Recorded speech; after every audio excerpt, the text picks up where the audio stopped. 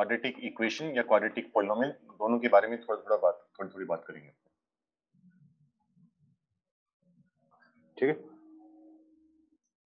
तो भाई देखो 10th में तुम थोड़ा बहुत तो इसके बारे में पढ़कर आ चुके हो कि क्वाड्रेटिक इक्वेशन क्या होती है। अगर कोई तुमसे बोल दे कि क्वाड्रेटिक इक्वेशन क्या होती है तो कैसे डिफाइन करोगे?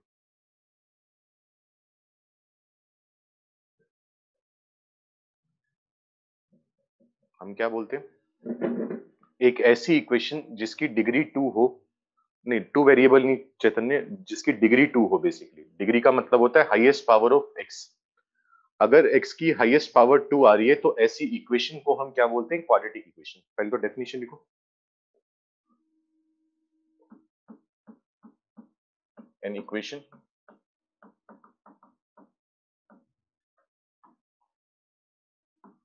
of second degree is called a quadratic equation। ठीक है, सेकेंड डिग्री की जो क्वाड्रेटिक इक्वेशन होगी उसे क्वाड्रेटिक इक्वेशन बोलेंगे। फिर हम बात करते हैं जनरल क्वाड्रेटिक इक्वेशन। ये भी तुम 10th में पढ़कर आए हो, 9th 10th में, लेकिन एक बार प्रॉपर नोट्स बनाने के लिए लिख लेते हैं ताकि बाद में एक जगह सब कुछ मिल जाए तुम्हें। तो जनरल क्वाड्रेटिक इक्वेशन क्या होती है? जनरल क्वाड्रेटिक का मतलब हम ये चाहते हैं कि दुनिया की जितनी भी क्वाड्रेटिक हो उन्हें एक तरह से इकट्ठा करके एक जैसा रिप्रेजेंट करके लिखते हैं। तो सबसे जनरल क्वाड्रेटिक इक्वेशन हमारे पास होती है ए एक्स के प्लस बी एक्स प्लस सी। फिलहाल हम सिर्फ एक वेरिएबल में काम कर रहे हैं, जब 2 वेरिएबल का समय आएगा तो वो भी पढ़ लेंगे। फिलहाल ये चीज है। तो ये एक जनरल क्वाड्रेटिक इक्वेशन है सेकेंड डिग्री की। यहां पर एक्स स्क्वायर की टर्म आएगी क्योंकि हाईएस्ट पावर 2 है। हाईएस्ट पावर 2 होने का मतलब 2 से छोटी पावर तो आ ही सकती है, लेकिन 2 से बड़ी पावर नहीं हो सकती। तो एक्स का स्क्वायर हो सकता है, एक्स की पावर 1 हो सकता है, और सी का मतलब क्या है? Constant term.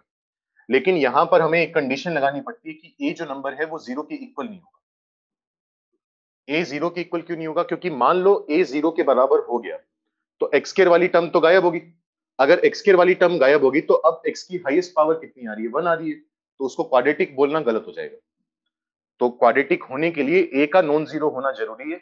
हाँ, बी और सी जीरो हो जाए तो मुझे फर्क नहीं पड़ता, हो भी सकते नहीं भी हैं तो ठीक है, नहीं है तो ठीक है। इनके नाम क्या रखते हैं अब तुम्हें याद होगा। जैसे ए को हम बोलते हैं कोफिशिएंट ऑफ एक्स स्क्वायर, लेकिन इसका एक और नाम होता है, इसको बोलते हैं लीडिंग कोफिशिएंट। लीडिंग कोफिशिएंट सुना हुआ है तो बहुत बढ़िया, नहीं सुना हुआ तो इसकी डेफिनेशन अभी बताता हूँ। बी का मतलब क्या होता है? Coefficient of x.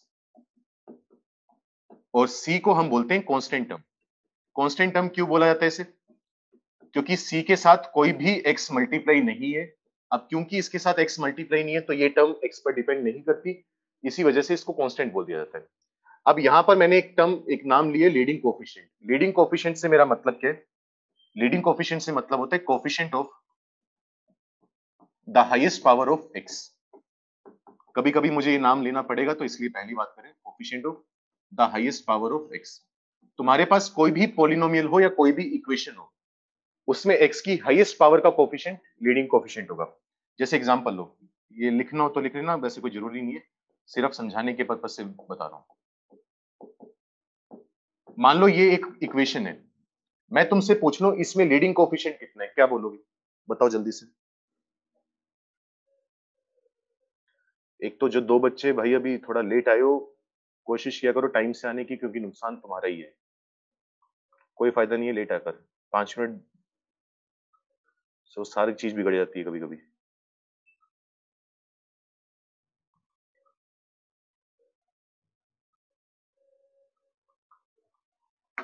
तो यहां पर अगर हमसे लीडिंग कोफिशिएंट बोला जाए तो लीडिंग कोफिशिएंट होगा, एक्स की हाईएस्ट पावर कितनी आ रही है? 3 आ रही है ना, एक्स क्यूब है, तो एक्स क्यूब का कोफिशिएंट कितना है? -7। एक आध बच्चे ने आंसर 7 दिया हुआ है, कोई बात नहीं, गलत दे दिया, लेकिन वो गलती सुधारो कि सिर्फ 7 नहीं आएगा, साथ में जो माइनस है वो भी आएगा। तो लीडिंग कोफिशिएंट माइनस है। तो ऐसा नहीं है कि लीडिंग का मतलब एक्स स्क्वायर का कोफिशिएंट। यहां पर एक्स की हाईएस्ट पावर 2 थी तो इसलिए हमने एक्स स्क्वायर का कोफिशिएंट लीडिंग कोफिशिएंट बोल दिया। लेकिन यहां पर अगर एक्स की हाईएस्ट पावर 3 है तो उसका कोफिशिएंट कहलाएगा लीडिंग कोफिशिएंट -7। लिखना हो तो साइड में कहीं एग्जांपल लिख लो, फिलहाल हमें मतलब तो समझ में आ गया होगा। इसके बाद तुम जानते हो कि इसके 2 रूट्स होते हैं, रूट्स की डेफिनेशन भी हम जानते हैं, लिख लो वैसे तो।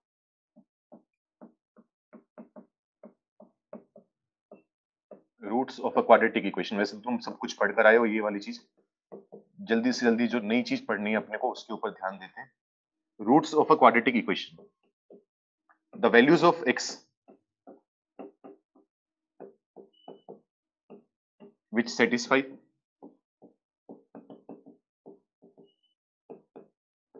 the given equation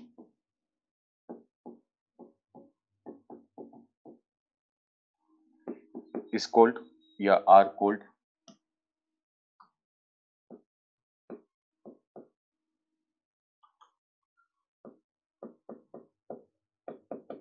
its roots।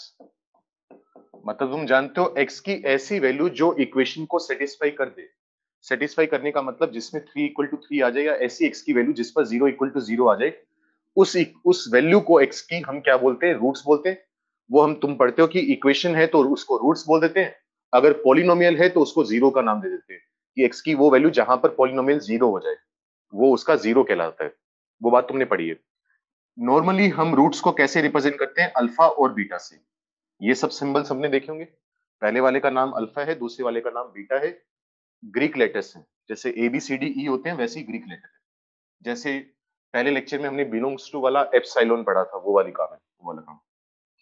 अब इन रूट्स को निकालने के हमारे पास तीन अलग अलग तरीके हैं। जैसे मान लो मैं तुम्हें बोल दूं कि मेरे पास एक क्वाड्रेटिक इक्वेशन है, X square minus 5x plus 4 equal to 0। इस क्वाड्रेटिक इक्वेशन के रूट्स निकालना हम जानते हैं, एक्स की वैल्यू 1 और 4 आ जाएगी। तो वो इक्वेशन रूट्स निकालते कैसे हैं उसके अलग अलग तरीके हैं हमारे पास। उसमें पहला तरीका तुमने क्या पढ़ा होगा, जिसको हम बोलते हैं फैक्टराइजेशन मेथड, या फिर जिसका दूसरा नाम होता है perfect square method. Sorry, perfect square तो नहीं होता, वो तो दूसरा वाला मेथड है, स्प्लिटिंग द मिडल टर्म।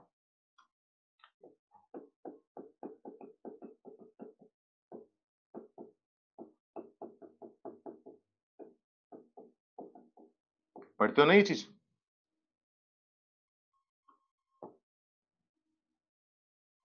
मतलब कहने का मतलब पढ़कर आए हो सारा ये।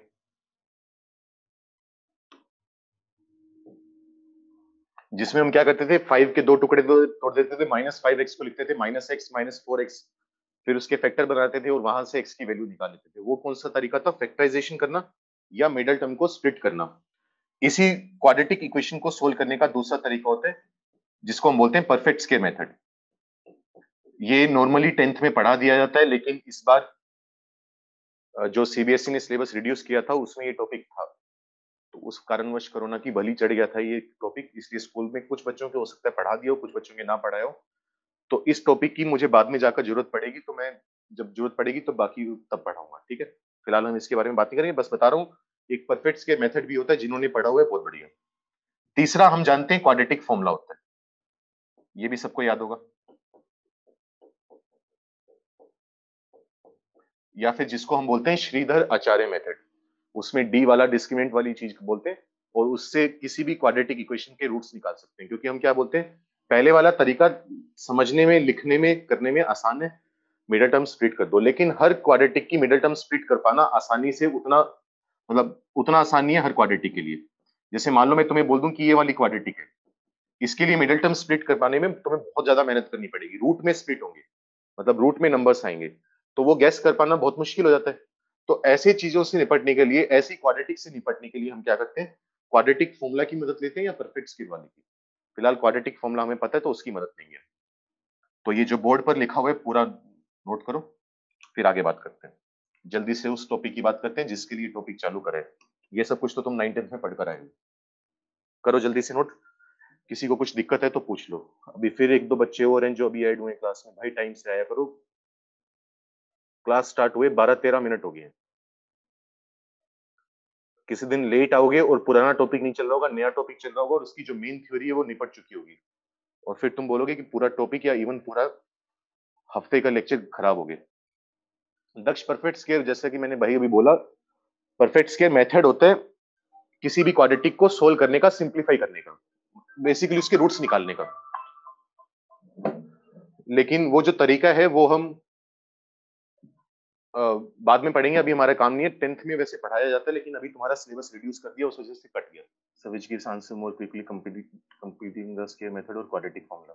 quadratic formula actually quadratic formula जो डिराइव करते हैं ना minus B plus minus root B upon 2 जो फॉर्मूला होता है वो डिराइव परफेक्ट स्केयर वाले मेथड से किया जाता है। तो लेकिन वो उसकी एप्लीकेशन है एक जगह, मतलब कभी भी अगर हमें रूट्स निकालने होंगे क्वाड्रेटिक के तो हम परफेक्ट के मेथड यूज नहीं करेंगे, वो बेवकूफी होगी अगर हम यूज करेंगे क्योंकि वो लंबा मेथड है थोड़ा सा और उसमें थोड़ा दिमाग भी ज्यादा लगाना पड़ता है। क्वाड्रेटिक फॉर्म में डायरेक्ट वैल्यू पुट करो आंसर आ गया, लेकिन वो कहीं और यूज हो जाता है अनएक्सपेक्टेड जगह, रेंज निकालने में काम आता है। आज हम शायद रेंज वर्ड यूज पढ़ेंगे भी, उसका मतलब भी सीखेंगे, नहीं तो कल तो बात करनी है उसके बारे में अगर आज नहीं हो पाया वो टॉपिक वहां तक। नोट हो गया सबका? तो परफेक्ट्स के मेथड से कभी रूट्स नहीं निकालेंगे हम, वो तो बेवकूफी है बिल्कुल सरासर, क्योंकि मैं पहले भी बोल चुका हूँ, शायद जिस दिन पहले दिन हमने बात करी थी, सिर्फ टॉपिक पढ़ना ही सफिशिएंट नहीं है, मतलब हमें आंसर निकालने वो बढ़िया है, बहुत बढ़िया है वो, लेकिन हमें स्पीड में भी काम करना पड़ेगा। 2-3 मिनट में एक सवाल करना है तो छोटे छोटे तरीके भी हमें सीखने पड़ेंगे, अगर लंबा तरीका जा रहा है तो उसमें स्पीड से काम करना पड़ेगा अपने को। क्योंकि कुछ बच्चों की एंड में जाके 2 साल बाद ये दिक्कत आई थी कि 2 साल ढंग से पढ़ लिए, कंसेप्ट सारे क्लियर हैं लेकिन नंबर नहीं आ रहे। क्यों नहीं आ रहे? क्योंकि पेपर ही पूरा नहीं हो पा रहा। 25 सवाल में से 23 सवाल आते हैं लेकिन करके आ पा रहे हो 15, वो तो नंबर देखे जाएंगे, वो उसको क्या फर्क पड़ता है कि तुम्हें आते कितने थे, किसी को कोई फर्क नहीं पड़ता। धैर्य तूने लिखा है नो, नोट नहीं करा बच्चे तूने अभी तक? जल्दी करो यार, नोट हो गया तो बताओ जल्दी से, डन लिख के भेजो। अभी तक नोट ही कर रहा है तू, इतना तो लिखा ही नहीं हुआ, जल्दी नोट करे यार।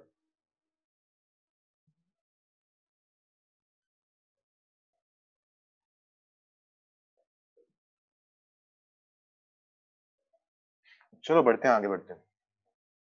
ये हुआ, इसके बाद थोड़ा सा और पुराने वाला याद दिला देता हूँ तुम्हें ताकि थोड़ा सा आइडिया आ जाए, दिमाग में आ जाए। ये मैट्रिक्स वाला आ गया। फिर हम क्या लिखते थे कि मान लो ये क्वाड्रेटिक इक्वेशन है A X square plus B X plus C equal to 0। इस क्वाड्रेटिक इक्वेशन के रूट्स क्या हैं? अल्फा और बीटा है। इस क्वाड्रेटिक इक्वेशन के रूट्स क्या हैं? अल्फा और बीटा, वो हम रिप्रेजेंट करते हैं। अब इसमें क्वाड्रेटिक फॉर्मूला पढ़ते क्या थे? याद करो, अगर हमें x की वैल्यू निकालनी है तो उसे बोलते थे minus B plus minus under root B square minus 4ac upon 2a। ये फॉर्मूला तुमने सबने पढ़ा हुआ है। इसमें जो बी स्केयर माइनस 4ac है, ये एक स्पेशल नंबर होता है, इसकी एक खास अहमियत है इस नंबर की, इसी वजह से तीन होगी वैसे इस नंबर की कुछ खास अहमियत है, इसको हम क्या बोलते हैं? डी बोलते हैं, और इसका नाम क्या रखते हैं हम? डिस्क्रिमिनेंट। खास अहमियत क्यों है? क्योंकि इससे हम ये बता सकते हैं कि किसी भी क्वाड्रेटिक इक्वेशन के कितने रूट्स हैं। याद करो हम क्या लिखते थे, ये चीज भी तुम्हें याद आ रही होगी होपफुली, कि अगर कभी भी d ग्रेटर देन 0 है तो हम बोलते थे कि रूट्स जो हैं वो रियल हैं और साथ ही साथ डिस्टिंक्ट है, मतलब अलग अलग है। जैसे एक नंबर मान लो 2 आ गया, दूसरा नंबर 4 आ गया, अलग अलग होंगे, बराबर नहीं होंगे। रियल शब्द की उतनी टेंशन अभी मत लेना, रियल का मतलब बस इतना है, जो नंबर फिलहाल तुम सोच सकते हो वो रियल है। कुछ बाद में जाकर हम पढ़ेंगे, आयोटा नाम की एक चीज आती है, ठीक है, रूट -1 कुछ होता है, वो हम बाद में पढ़ेंगे, जब आएगा तब बात करेंगे उसके बारे में, फिलहाल तुम्हें टेंशन लेने की जरूरत नहीं है। डी इक्वल टू 0, अगर डिस्क्रिमिनेंट 0 आ जाए तो हम क्या बोलते हैं कि रूट्स रियल भी होंगे और साथ ही साथ इक्वल भी होंगे, बराबर होंगे। जैसे मान लो अगर पहला रूट 2 के बराबर है तो दूसरा रूट भी कितना होगा? 2 ही होगा। और तीसरी बात हम कहते हैं कि d इज लेस देन 0। अगर d नेगेटिव हो गया, अब ये बताया था ना बार बार कि ग्रेटर देन 0 लिखने का मतलब हम कहना चाह रहे हैं कि मैथ्स में वो नंबर पॉजिटिव है। d लेस देन 0 का मतलब क्या है? हम मैथ्स में ये बताना चाह रहे हैं कि d नेगेटिव है, मैथ्स में लिखने का तरीका है। तो इसका हम मतलब हम बोलते हैं नो रियल रूट्स। ये सब चीजें तुम 10th में पढ़कर आए हो, होपफुली इसमें कोई दिक्कत नहीं होगी। इसके बाद इतनी परसेंट तो आज तक नहीं बनी वैसे। इसके बाद क्या कह रहे थे, कहते थे हम sum of roots product of roots, ये वाली बात। इसके फॉर्मूले भी तुमने पढ़े हुए हैं, sum of roots. Sum of roots का मतलब होता है जो रूट्स आ रहे हैं उनको ऐड कर दो, तो ये आता था फॉर्मूला अल्फा प्लस बीटा। इसकी वैल्यू कितनी होती थी? याद करो, माइनस बी अपॉन ए, जहां पर बी का मतलब है कोफिशिएंट ऑफ एक्स, ए का मतलब कोफिशिएंट ऑफ एक्स स्क्वायर यानी लीडिंग कोफिशिएंट। इसके बाद हम बोलते थे product of roots. Product of fruits याद करो क्या होता था? दोनों रूट्स को मल्टीप्लाई करते थे, alpha into beta equal to C upon A. C का मतलब कांस्टेंट टर्म, ए का मतलब कोएफिशिएंट ऑफ एक्स स्क्वायर, और तीसरा अपने पास आता था difference of roots.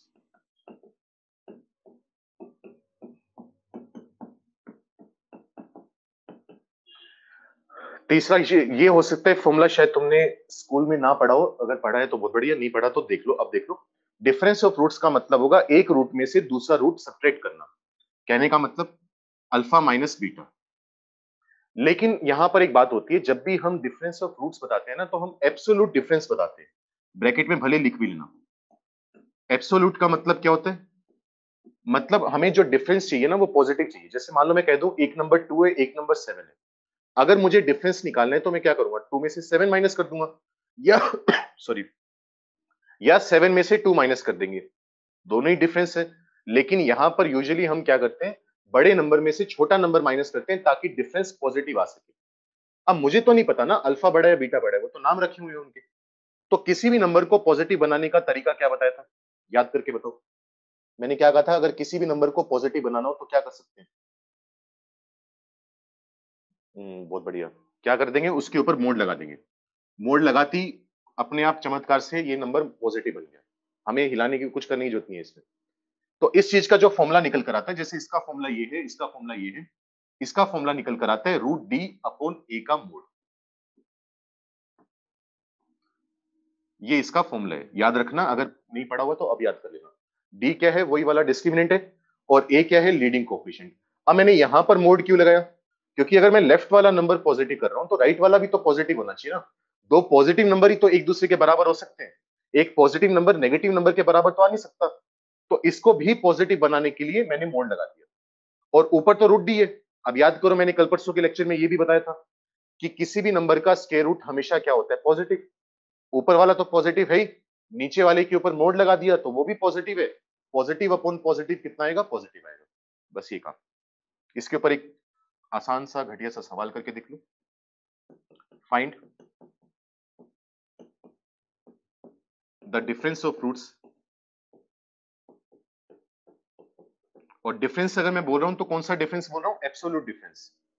Find the difference of roots of the equation. Equation हमारे पास क्या लिखी हुई है, X square minus 5x plus 6 equal to 0। ये जो क्वाड्रेटिक इक्वेशन है, इसके लिए डिफरेंस ऑफ रूट्स निकाल कर बताओ कितना आएगा, जल्दी से बताओ, फॉर्मूला लगाकर बताने।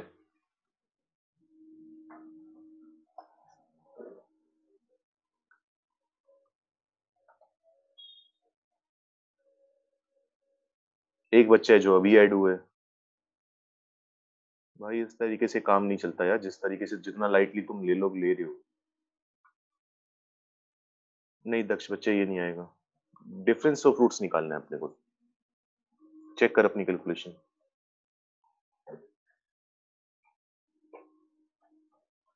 पहले आंसर निकालो फिर नोट करना है, इसको नोट करने के लिए टाइम दे दूंगा।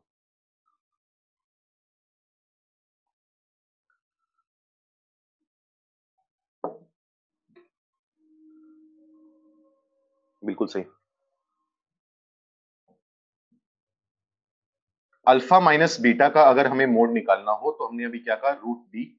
डी का मतलब हम जानते हैं, पहले 5 का स्क्वायर करेंगे 25 माइनस 4 इंटू ए इंटू सी, यानी 4 इंटू 1 इंटू 6 अपॉन ए का मतलब क्या है, एक्स स्क्वायर का कोफिशिएंट वो 1 है, 1 का मोड। 25 में से 24 गया, 1 बचेगा, 1 का रूट 1 होता है, नीचे तो 1 लिखा ही हुआ है, तो आंसर कितना आ गया, 1। ऑब्वियसली अगर तुम इसको सोल्व करके करना चाहोगे, जैसे मान लो अगर तुम ये करना चाहोगे, करने को तो ये भी कर सकते हैं, क्या ही दिक्कत है कि X square minus 5x plus 6 equal to 0 है। इस क्वाड्रेटिक इक्वेशन के रूट्स निकाल लो। जैसे इसके फैक्टर्स बनाओगे तो क्या आएंगे, x minus 2 into X minus 3 equal to 0। इसके रूट्स आ जाएंगे 2 और 3। अगर मुझे डिफरेंस ऑफ रूट्स चाहिए तो मुझे क्या चाहिए, पहले रूट में से दूसरा रूट माइनस कर देंगे और मोड लगा लेंगे। 2 में से 3 गया तो कितना बचेगा, -1, और -1 का मोड कितना होता है, 1 होता है। चेक करो आंसर दोनों का सेम आ रहा है, नहीं आ रहा, बिल्कुल आ रहा है।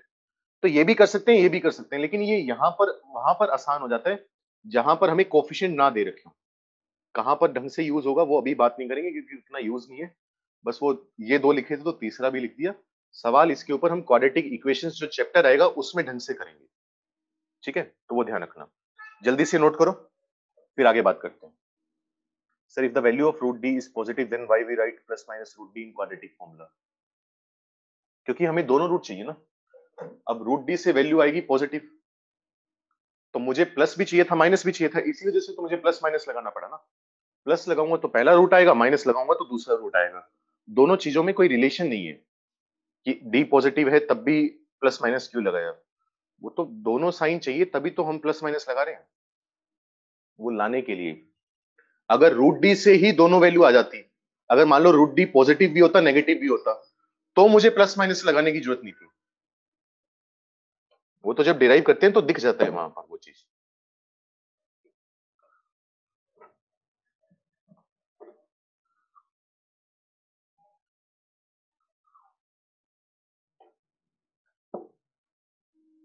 जल्दी से नोट करो, पूरा जैसा का जैसा बोर्ड पे लिखा हुआ है बिल्कुल वैसे उतारना है।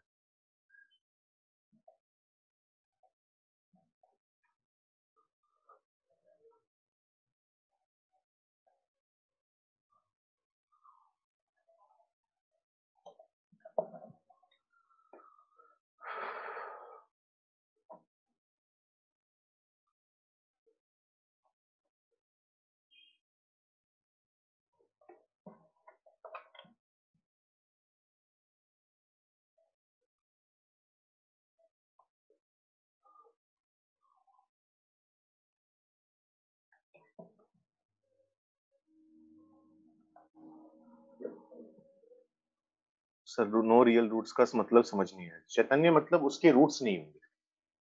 फिलहाल तेरे लिए इतना मतलब है। एक्चुअली ये होता है कि अगर डी नेगेटिव हो ना तो हम बोलते हैं इमेजिनरी रूट्स हैं। वो इमेजिनरी वाली बात हमने अभी तक नहीं पढ़ी तो हमारे अभी काम की नहीं है। तो मतलब इतना समझ ले कि उसके रूट्स नहीं होंगे बस। फिलहाल हम इतना बोल सकते हैं, वैसे वो चीज थोड़ी सी अधूरी है लेकिन पूरी चीज हमारे काम की नहीं है अभी। वो क्वाड्रेटिक इक्वेशन जब चैप्टर पढ़ेंगे ना तब बहुत डिटेल में बात करेंगे उसके बारे में। वो कॉम्प्लेक्स नंबर में चला जाती है वो चीज। ये चीज तो स्कूल में भी बताई होगी कि डी नेगेटिव होता है तो रूट्स नहीं होते उसके। पक्का बताई होगी, ये तो पढ़ाते हैं जहां तो मुझे याद है 10th में।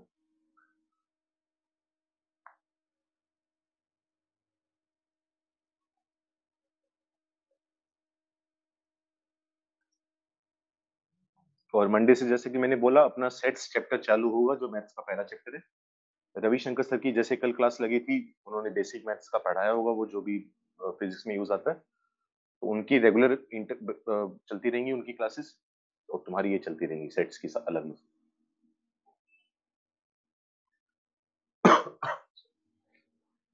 करो भाई जल्दी नोट करो, थोड़ा नोट जल्दी करने की कोशिश किया करो।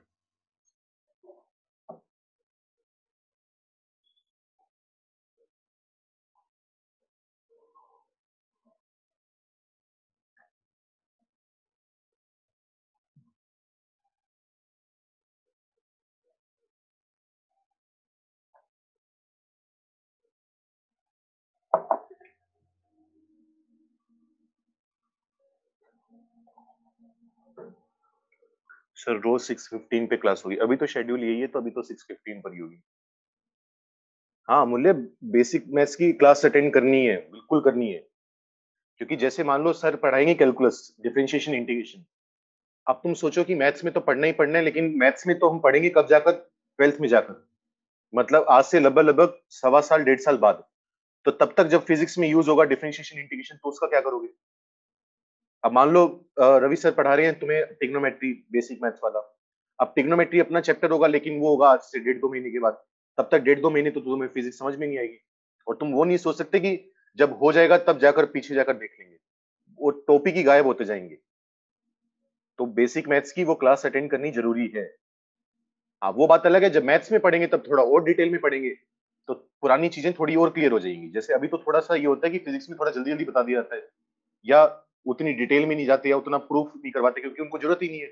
फिजिक्स में तो हल्का फुल्का यूज होना है, मैथ्स में हम बहुत डिटेल में काम करेंगे। लेकिन क्लासेस अटेंड करनी है सारी, वो हमें पता है ना, वो हम उसी एंटीसिपेशन में क्लासेस बताते हैं या वो पढ़ाते हैं जो हमें पता है कि आगे आने काम आने वाली है। हो गया इतना सारा।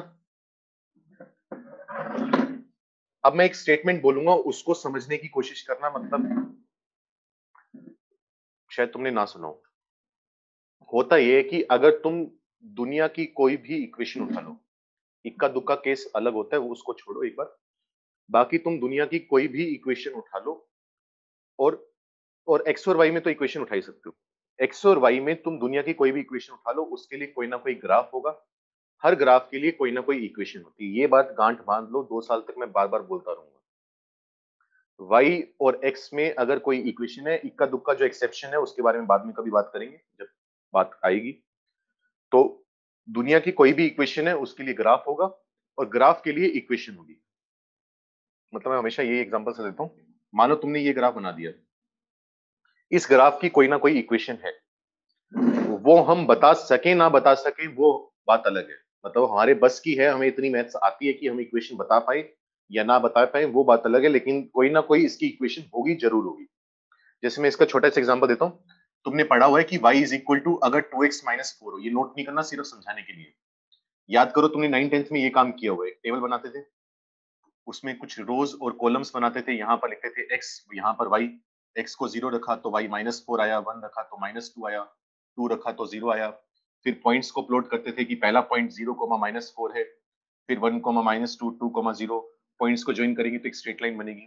तो हुआ क्या था, इस इक्वेशन के लिए एक ग्राफ आया। ग्राफ की मैं कहां पर बात कर रहा हूँ, कार्टेशियन प्लेन में बात कर रहा हूँ। कार्टेशियन प्लेन बनाते हैं ना, एक्स वाई प्लेन।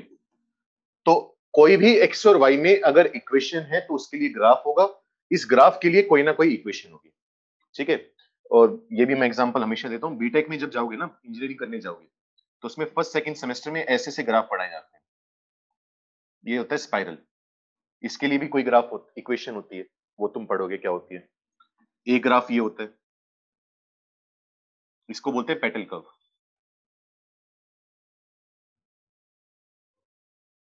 इसके लिए भी इक्वेशन होती है, तो वो सब पढ़ेंगे, लेकिन ये ऑब्वियसली अपने 11th-12th का सिलेबस नहीं है।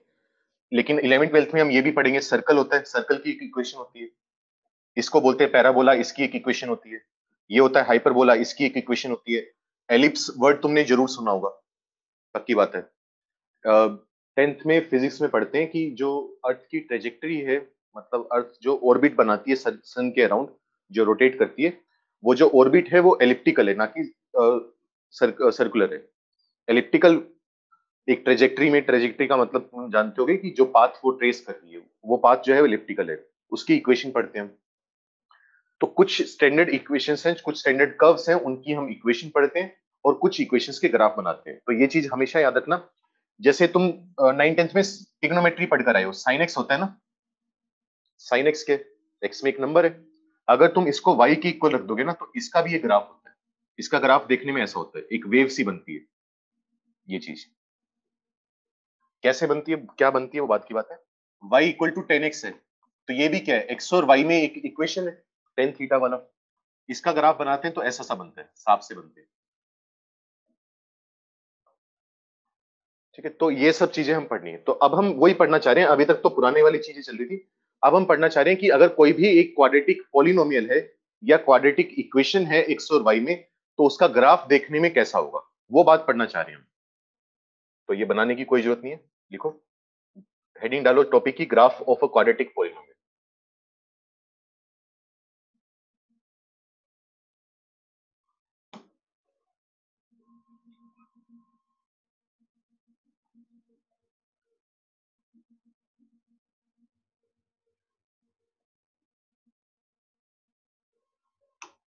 लेकिन ये याद रखना, हर इक्वेशन का ग्राफ है, एक्सेप्शन छोड़ो एक बार के लिए। और छोड़ने का मतलब ये नहीं है कि उसके बारे में कभी बात नहीं करेंगे।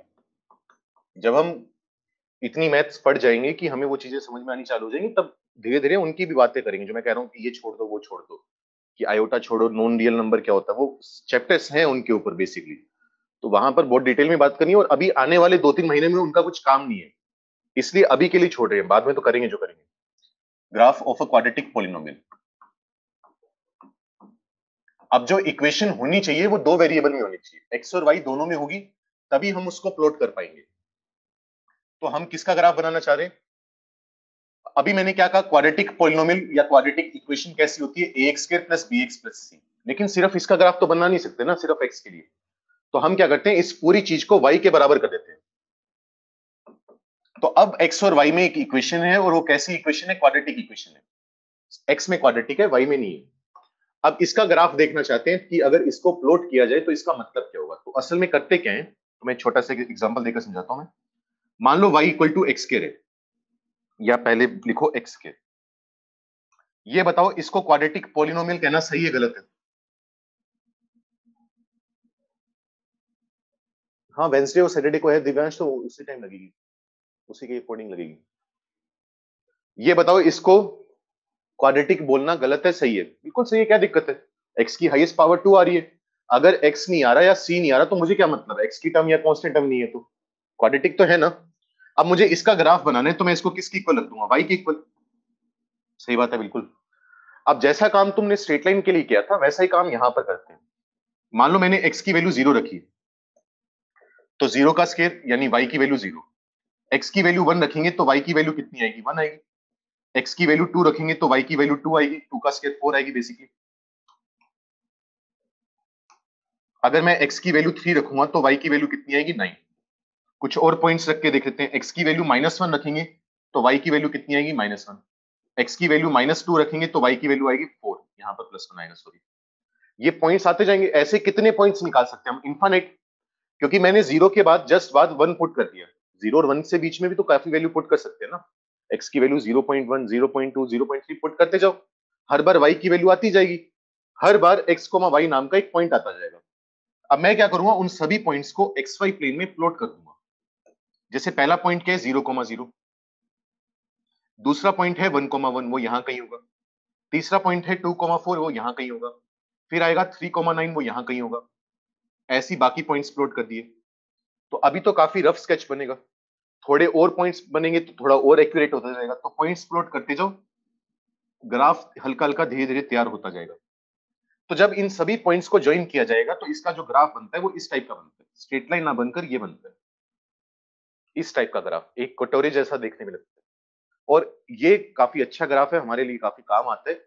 तो इसका जैसे वही है ना, जिस चीज को बार बार याद करना होता है, जिस चीज के बारे में बार बार बात करनी होती है, तो उसका एक नाम रख देते हैं कि आज के बाद इसको इस नाम से बोलेंगे, तो मुझे भी समझ में आ जाए। जैसे अभी ये चीज है, अब मैं बोलूं कि अब मैं समझाऊं कि वो फिगर जिसमें सेंटर से डिस्टेंस हमेशा बराबर होता है, वो वाली फिगर में ये वाली चीज बताओ कितनी होगी। इससे अच्छा मैं क्या बोलूं, सर्कल में ये वाली चीज बताओ, सर्कल का एरिया बताओ। क्योंकि सर्कल अब हम समझ गए कि तुम भी जानते हो मैं भी जानता हूं, तो हमारे लिए कम्युनिकेशन आसान हो गया कि सर्कल बोलते तुम समझ गए कि मैं कहना क्या चाह रहा हूं।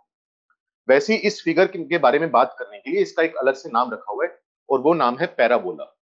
तो इसी वजह से हम बोलते हैं कि दुनिया की तुम कोई भी क्वाड्रेटिक इक्वेशन ले लो, एक वेरिएबल में, दो वेरिएबल की बात नहीं कर रहा मैं, मतलब वेरिएबल दो हैं लेकिन सिर्फ एक्स में क्वाड्रेटिक है, वाई की पावर कितनी है, 1। और उसकी टेंशन मत लेना कि अगर दोनों में क्वाड्रेटिक आ जाए तो क्या होगा, वो बात की बात है। स्ट्रेट लाइन सर्कल चैप्टर पढ़ेंगे उसमें आएगा। तो दुनिया की कोई भी क्वाड्रेटिक इक्वेशन उठा लो, उसका जो ग्राफ होगा वो क्या होगा, एक पैराबोला होगा। अब पैराबोला ऐसा नहीं कि पहले से कोई पत्थर गिरा था उसके ऊपर लिखा हुआ था ये पैराबोला है। ऐसी सी एक शेप बनती है कटोरे जैसी, उस कटोरे को हम पैराबोला बोल देते हैं, उस शेप का नाम रख दिया। जैसे इस शेप का नाम सर्कल रखा हुआ है, तो लिखो इसमें the graph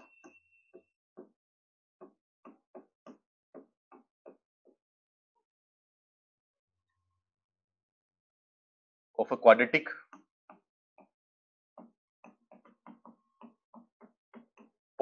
polynomial equation, quadratic equation लिख लो।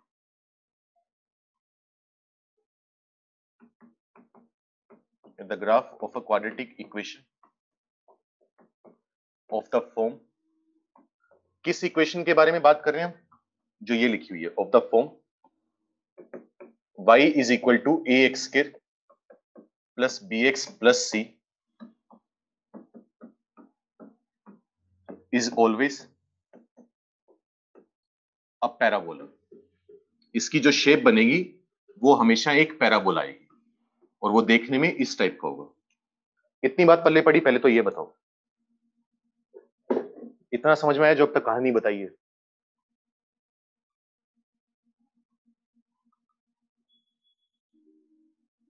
ये साइड वाला कुछ लिखने की जरूरत नहीं है, वो समझाने के लिए था बस, वो नोट्स का पार्ट नहीं है। कहीं लिखना चाहो तो अगर तुम्हें अलग से लग रहा है, जरूरत लग रही है तो मार्जिन में ले ही लिख लो, लेकिन मेरे हिसाब से कोई जरूरत नहीं है इस चीज की। ठीक है, अब लिखना बंद करो अगर लिखना चालू कर दिया तुमने तो किसी भी क्वाड्रेटिक इक्वेशन का जो इस टाइप की होगी उसका जो ग्राफ बनेगा वो बनेगा पैराबोला। सही बात है। अब हमारे पास हम क्या बोलते हैं, अगर एक्स स्क्वायर का जो कोफिशिएंट है ए, इसके ऊपर बहुत कुछ डिपेंड करता है। एक्स स्क्वायर का कोफिशिएंट ए है, अगर ए पॉजिटिव होगा, ये भी बताया हुआ है पॉजिटिव नंबर को लिखने का तरीका कि वो ग्रेटर देन 0 है। अगर ए पॉजिटिव होगा तो ग्राफ बनता है कनकेव अपवर्ड। कनकेव अपवर्ड से हमारा मतलब होता है ये वाला पैराबोला। मतलब पैराबोला की शेप तो हमने बोल दी कटोरे जैसे, लेकिन इसका जो मुंह खुला हुआ है वो किस तरफ है, ऊपर की तरफ। तो इसको हम बोलते हैं कनकेव अपवर्ड पैराबोला। ठीक है, अगर हमारे पास ए नेगेटिव आ जाए, ए जो है एक्स स्क्वायर का कोफिशिएंट अगर वो नेगेटिव हो जाए तो हमारे पास ग्राफ बनता है कनकेव डाउनवर्ड। इनके फिलहाल लॉजिक में हम नहीं जाएंगे क्योंकि उसको समझने के लिए, इसके लॉजिक को समझने के लिए हमें थोड़ा और डिटेल में जाना पड़ेगा, जिसकी हमें जरूरत नहीं है, और कुछ टॉपिक्स अभी हमने पढ़े भी नहीं है। तो फिलहाल इसको याद करेंगे सिंपल की ये होते हैं। कनकेव डाउनवर्ड से मतलब क्या है, ये वाला पैराबोला मतलब उल्टा कटोरा। तो ए पॉजिटिव होगा तो सीधा कटोरा बनेगा, ए नेगेटिव होगा तो उल्टा कटोरा, कनकेव अपवर्ड कनकेव डाउनवर्ड। बस ये बात याद रखना।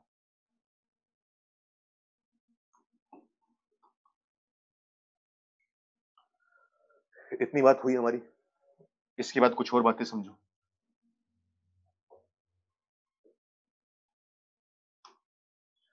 अब तुम्हें याद होगा पॉलिनोमियल्स चैप्टर जो था तुम्हारा 10th में, ये तो मुझे याद है 10th में था ये बात। तुम्हारे पास वहां पर जो सेकंड चैप्टर था या जो भी था, उसमें जो फर्स्ट एक्सरसाइज थी उस चैप्टर की, उसमें तुमने एक घटिया से सवाल करके देखे थे बहुत आसान से,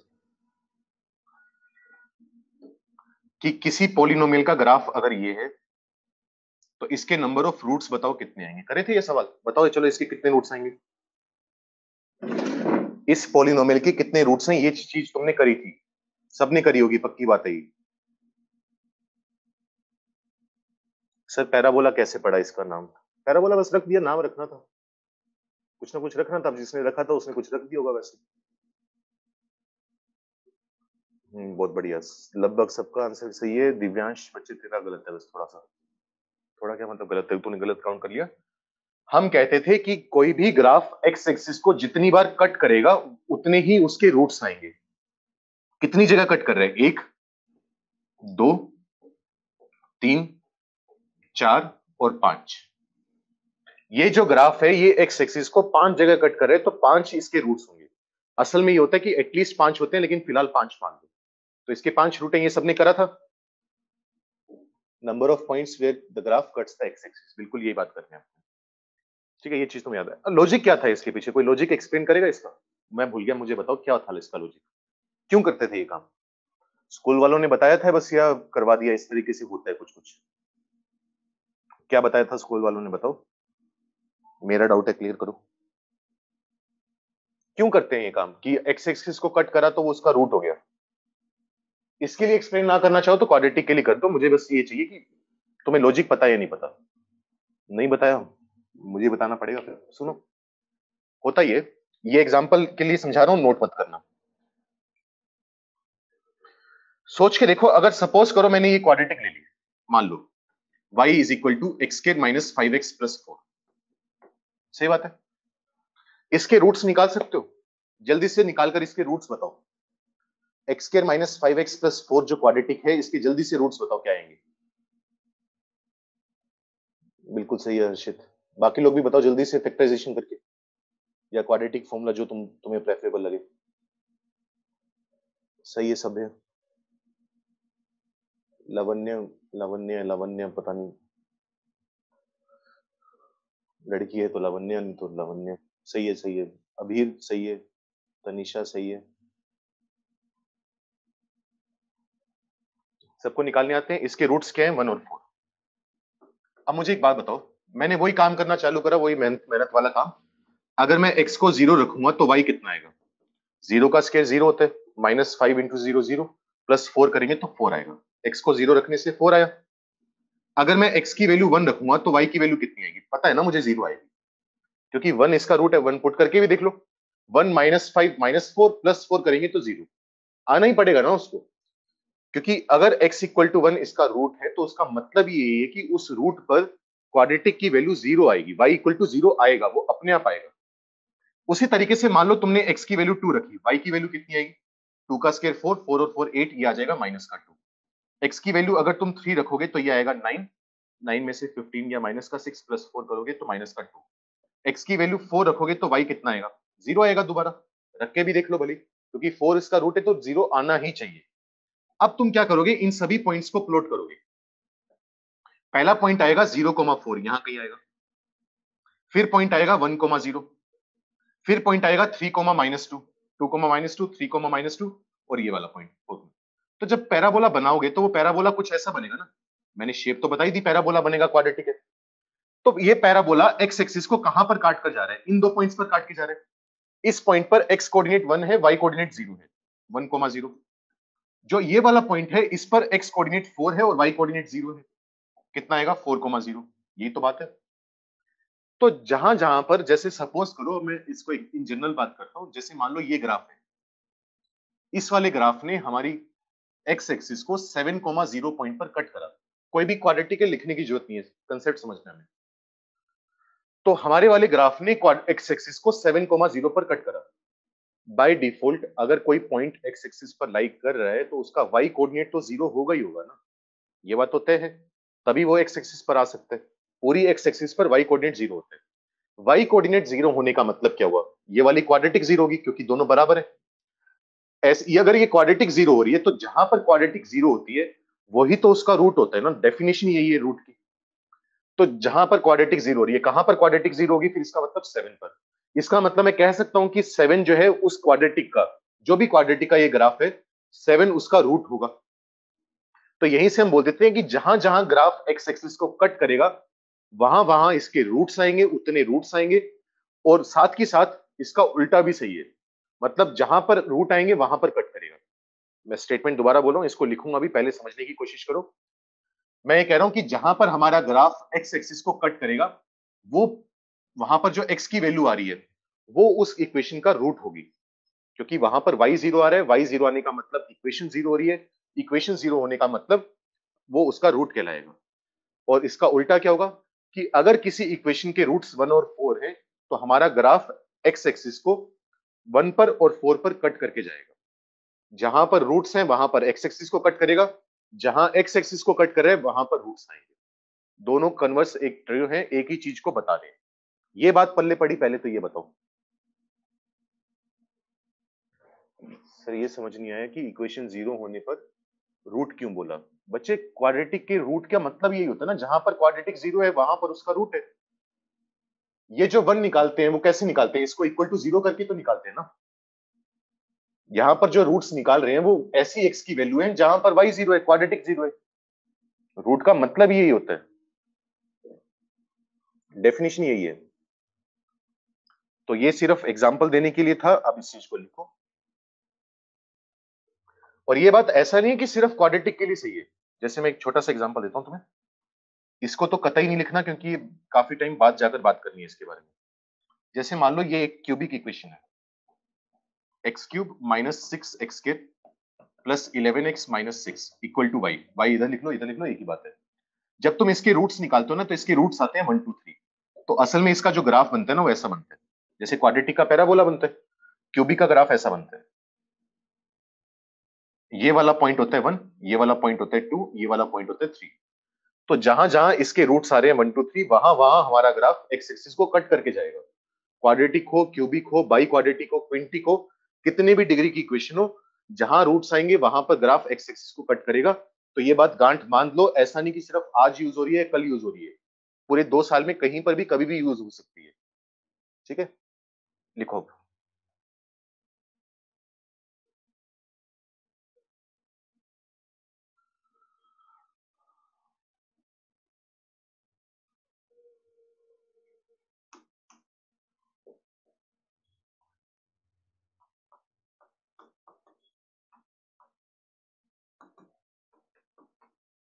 if a quadratic equation, या इस तरीके से लो, if an equation has roots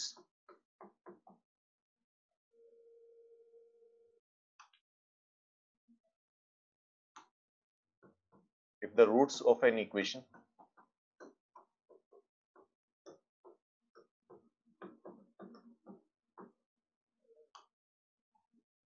are alpha, beta, gamma, delta and so. ठीक है, मैं इन जनरल बात कर रहा हूं। वैसे तो क्वाड्रेटिक के मैक्सिमम 2 रूट होते हैं, क्वाड्रेटिक के 2 से ज्यादा रूट नहीं आ सकते, लेकिन हम जनरल बात कर लेते हैं कि अगर मान लो एक इक्वेशन है, उसके रूट्स क्या है, alpha, beta, gamma, delta, then the graph of the equation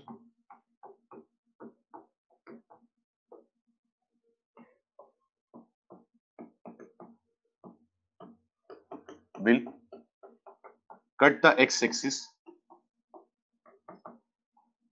eight alpha comma 0, क्योंकि अगर मैं x की वैल्यू अल्फा रखूंगा तो अपने आप y की वैल्यू 0 आ जाएगी, क्योंकि वो उसका रूट है। छोटी सी मेरी भी गलती रहेगी यहां पर, कट नहीं, यहां पर लिखो cut, the equation will cut or touch, कभी कभी टच करके भी चला जाता है, मतलब उसको छूकर चला गया। जैसे कभी कभी क्या होता है, जैसे ये x एक्सिस है, ग्राफ आया, यहां तो काट कर गया ऊपर, यहां पर टच करके वापस चला गया, कभी कभी ये वाला पंगा भी कर देता है वो। Will cut or touch the x axis at alpha comma 0, beta comma 0, gamma comma 0, delta comma 0 and so on. मतलब वही भावनाएं समझनी है, स्टेटमेंट भाड़ में गया, वो लिखने का तरीका है कि नोट्स बन जाए हमारे। भावना ये है कि जहां जहां पर रूट आएगा वहां वहां एक्स एक्सिस को या तो कट करेगा या टच करेगा, या फिर जहां पर कट या टच कर रहे हैं वहां पर उसके रूट्स आएंगे। ठीक है, जैसे मान लो मैं तुमसे ये बोल दूं, वाई एक्सिस को कहां टच कर रहा है, कट कर रहा है, मुझे फर्क नहीं पड़ता, अभी मेरा उससे कोई मतलब नहीं है। मान लो मैं बोल दूं कि एक क्वाड्रेटिक इक्वेशन है, ये वाली, ध्यान से सुनना क्या बोल रहा हूं, ये क्वाड्रेटिक इक्वेशन है और ये इसका ग्राफ है।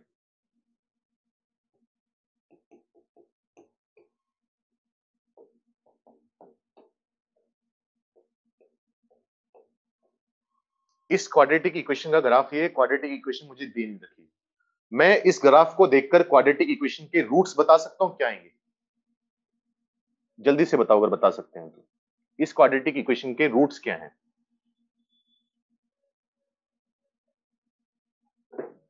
सर व्हाट इज डेल्टा, वो मैं बताता हूं, एक बार रुको।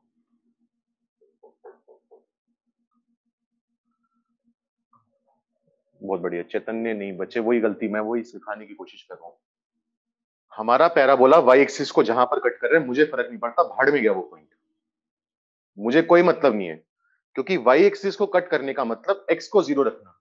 एक्स को 0 रख के हम क्या कर लेंगे, हमें तो पता ही नहीं, एक्स को 0 रखने से हमारा कोई फायदा नहीं है, हमें वाई को 0 रखना है। तो हमारा ग्राफ जो है वो एक्स एक्सिस को 2 पॉइंट पर काट कर जा रहा है, एक ये वाला पॉइंट, एक ये वाला पॉइंट।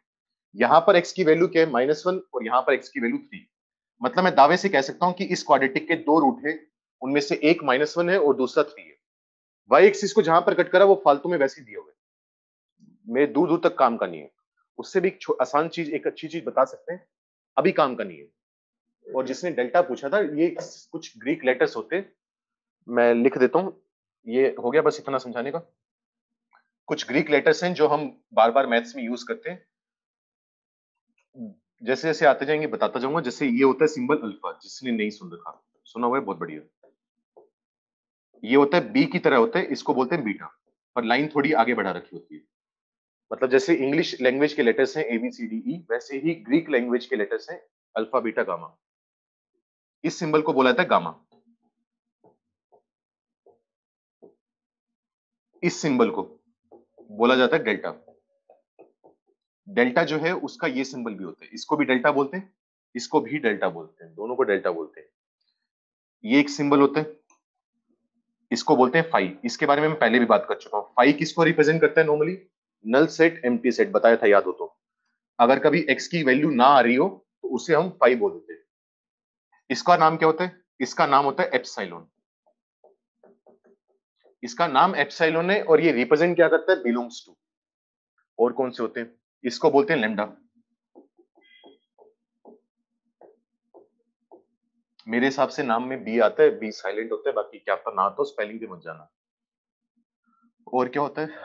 पाई तो तुम जानते हो, इस सिंबल को बोलते हैं सिग्मा। और भी है तो बहुत सारे, इसको बोलते हैं थीटा। जैसे जेड इंग्लिश लैंग्वेज का आखिरी अल्फाबेट है, वैसे ही लेटर है, वैसे ही इसमें होता है ओमेगा होता है, अगर मुझे सही याद आ रहा है तो। ये ओमेगा ऐसा होता है, कुछ कुछ देखने में डब्ल्यू जैसा है, लेकिन थोड़ा सा हल्का सा लगे, इसको बोलते हैं ओमेगा। है तो बहुत सारे, अब याद करने पड़ेंगे। ये होता है रो, ये होता है ना रो। हाँ, मेरे हिसाब से यही होता है, फिजिक्स में काम आता है ये। फिर एक म्यू होता है, जैसे जैसे आता रहेगा वैसे वैसे नाम पढ़ते जाएंगे। आज के लिए इतना ही है। नोट करो और जाओ, और कल नोट्स पढ़कर आओगे। हर चीज पढ़ी होनी चाहिए, क्योंकि ये जो चीज बताई है ना कि पैराबोला बनता है, और ये चीज कल आते ही इन चीजों का यूज करना है।